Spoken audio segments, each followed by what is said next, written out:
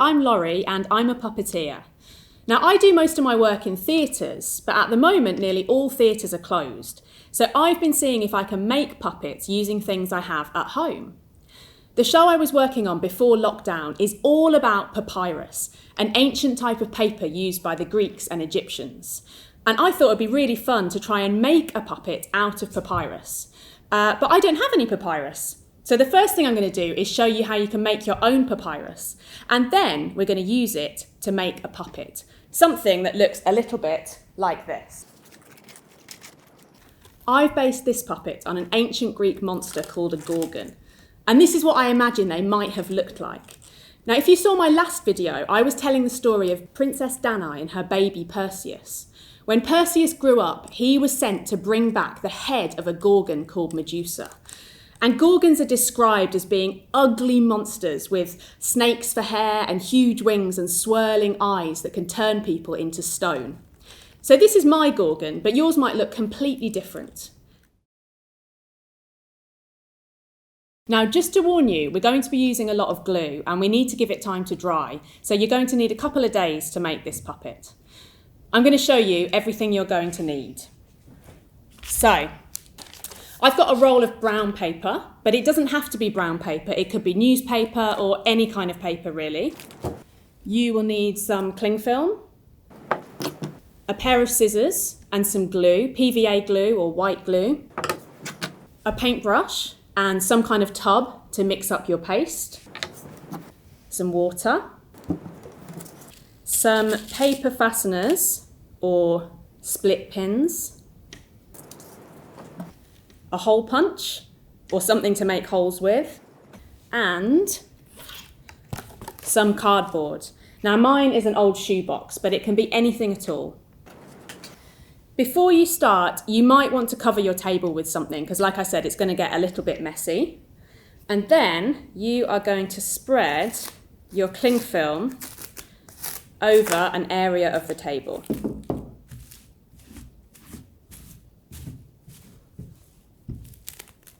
Now, the bigger your piece of cling film is, the bigger your puppet will be able to be. You can make one that's about the same size that my Gorgon puppet was, or you can make a really tiny one, or if you've got loads of space and loads of time, you might even want to try making a huge Gorgon puppet. So just have a think about the size of it when you're laying out your cling film. And I'm just going to cut that off the roll.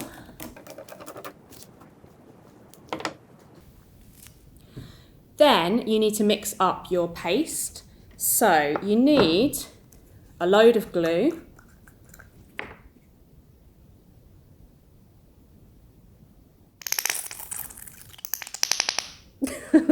sorry, and you are going to mix it with about the same amount of water. It doesn't have to be accurate.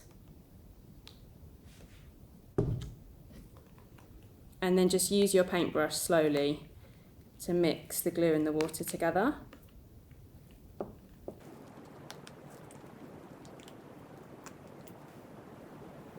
So next, I'm going to show you how to prepare your paper. You need to tear off a big piece and screw it up. And then unroll it.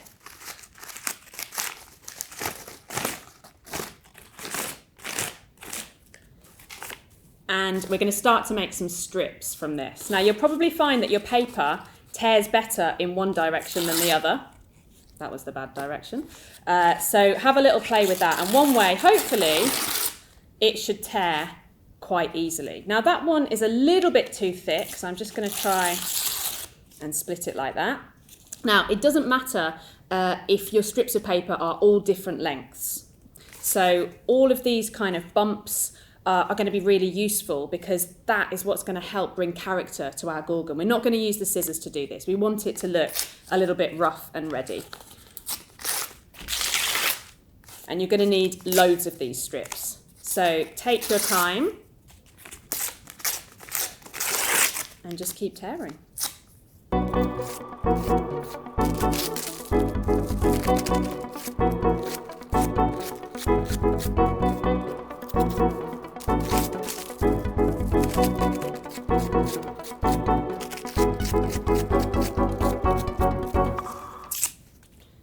Okay, let's pop those over there. So once you've got a great big pile of brown paper, you can start. And what you're going to do is dip each paper strip into the paste that you've made and use your paintbrush to really coat it in glue on both sides. And it's nice to use your fingers as well to just squeeze off the excess. And then you're going to lay a strip down going across the cling film and just smooth it out. Same with the next one.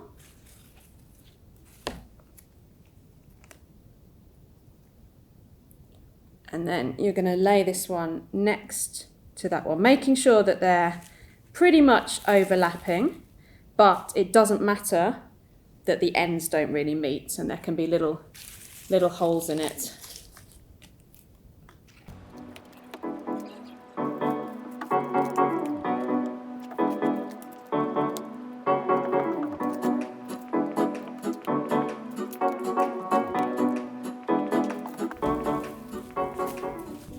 Now, once you've covered an area with strips going acrossways, you're going to do exactly the same thing with a layer of strips, this time going vertically.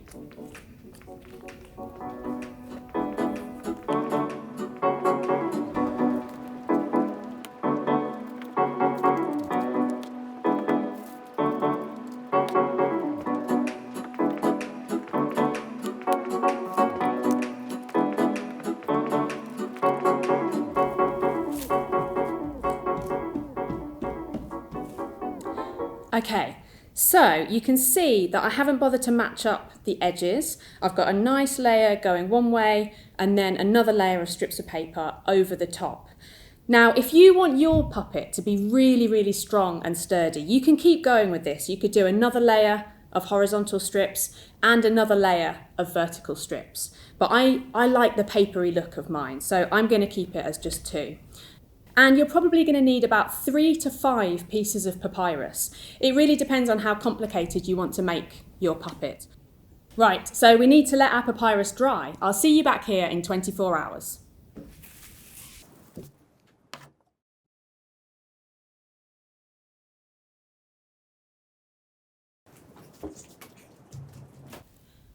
Is your papyrus dry? Great. Here are some pieces I prepared. Now, the great thing about making this puppet is that you don't need to spend loads of time at the beginning really carefully designing it. What we're going to do is we're going to have a look at the pieces we've got and try and match them together and see if we can let the papyrus bring the character to us. So just start by having a look at your pieces and try to imagine them as different parts of your Gorgon.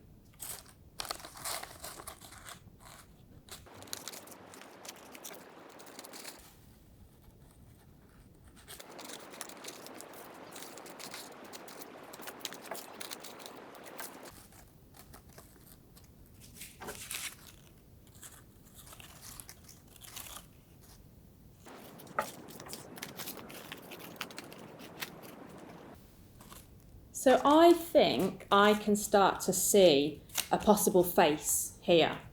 So we've got the nose, maybe a bit of a mouth there, kind of a big eyebrow, little bits of hair, and maybe even the start of what could be a neck down here.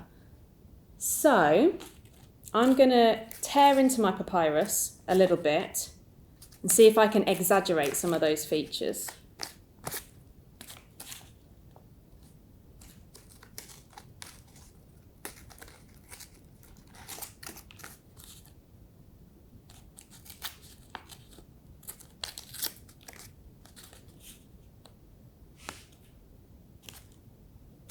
And then I'm going to look for a piece that could be her body.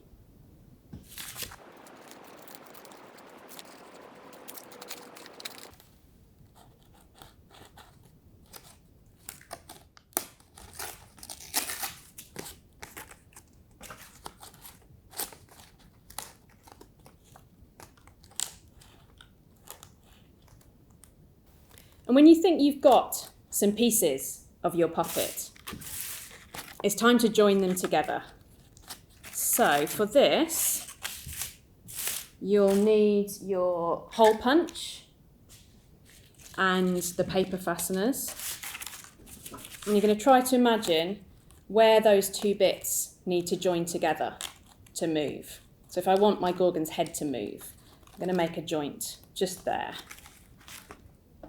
So I'm going to punch a hole in the bottom of her neck. Sorry about that.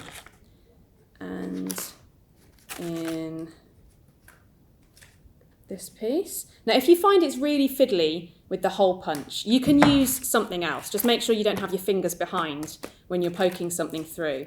A good tip is to use a bit of blue tack down on the table, and then you can push it through without damaging the surface or your hands. Let's see if I can do it. There we go. So I've got my two holes through the pieces that I want to join together, and I'm just going to push the pin through the two holes and then spread out the back of the pin, and we can start to see the Gorgon come to life. Now, you might want her to have arms and legs or a tail. It's completely up to you how many body parts you add. But once you've got your finished Gorgon, we need to add some rods. And the rods, they're like sticks that are going to help you to move your Gorgon around. And to do that, you need to get some card. And you're going to cut some strips.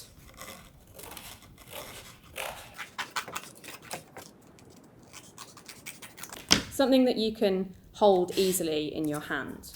And then you're going to fold the end over to make a small tab. And we'll attach the first rod to the back of our Gorgon's head. That's what you're going to hold on to and allow her to move around. And to attach it, we're going to use exactly the same method that we did when making the papyrus. You're going to need your glue and some strips of brown paper.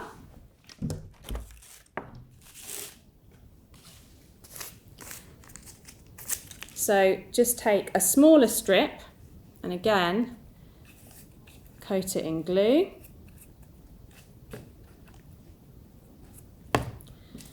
And that tab that you folded over, you are going to lay your gluey strip over the back of it. And that, when it dries, is going to form a really nice, strong bond.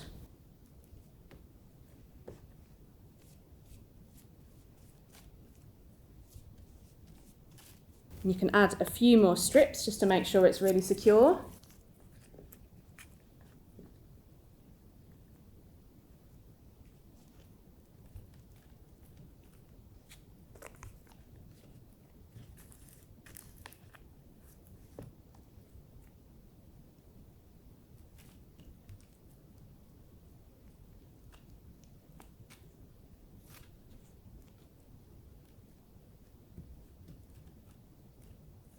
And again, we need to wait 24 hours for that to dry. So at this point, you'll be doing all of the rods you need. Now make sure you don't add rods onto all the different body parts because you've only got two hands, which means you're going to need one to move your Gorgon's head and maybe another one to move her arm or her body. And what can also be quite fun is if you've got other people at home who want to join in and help you, you can actually have more than one of you operating your puppet at a time. So you might be holding the head and an arm, and you might invite someone else in to move the rod on the other arm. But do all your rods at the same time, and then you've got another 24 hours to wait for it to dry.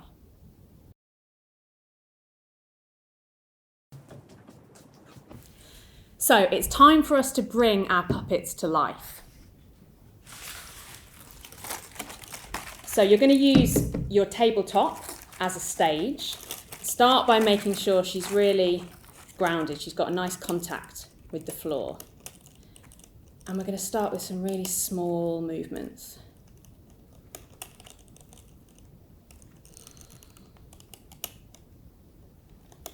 And I'm just seeing if I can connect my breath to my puppet. And actually there's a really good sound coming from the paper kind of scratching against itself. And keep one hand on your head rod at all times because we don't want the head to go floppy. But you can start to find out what shapes your puppet can make.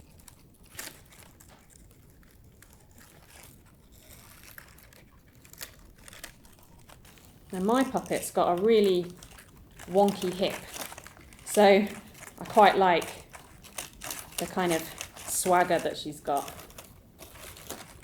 Gorgon means terrible or dreadful, so you can really have fun finding out what mischief your puppet can get up to. And if you've got someone else there, they can come and join in as well. They might hold one of the rods for you and see if that helps in finding some interesting things for your Gorgon to do.